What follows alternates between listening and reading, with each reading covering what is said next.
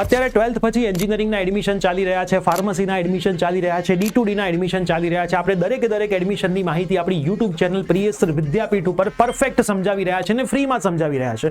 તો પણ આજે સવારે અમને એક મેસેજ આવ્યો છે કે સર મેં જ્યારે ફોર્મ ભર્યું ત્યારે ફોર્મમાં મેં એન્જિનિયરિંગની જગ્યાએ ડિગ્રી ડિપ્લોમા ફાર્મસી પસંદ કરી દીધું છે અને હવે ખબર પડી છે કે ફોર્મ ભરવાની છેલ્લી તારીખ 31 હતી. મેં ત્યાં ફોર્મ કર્યો એસીપીસીમાં તો એમણે એવું કીધું કે 1 જુલાઈથી 5 જુલાઈ એટલે કે રાઉન્ડ 1 પછી તમે ફરીથી ફોર્મ ભરી શકશો. પણ આ વિદ્યાર્થી પાસ હોવા છતાં હવે મોક રાઉન્ડને ફર્સ્ટ રાઉન્ડમાં ભાગ નહીં લઈ શકે, જેથી એને મળવાપાત્ર કોલેજ કદાચ રાઉન્ડ 2માં એને ના પણ મળે. તો આવી બધી વસ્તુઓના સોલ્યુશન ફરીથી નથી થતા હોતા. જેમ એસીપીસીએ પોતાની ડેટ એક્સટેન્ડ ના કરી ફોર્મ ભરવાની, એમ આગળ પણ તમને તકલીફો પડી શકે છે. તો હું વિદ્યાર્થી મિત્રો અને પેરેન્ટ્સને રિક્વેસ્ટ કરીશ કે આખી એડમિશન પ્રોસેસ અમે અમારી યુટ્યુબ ચેનલમાં ફ્રીમાં સમજાવીએ છીએ.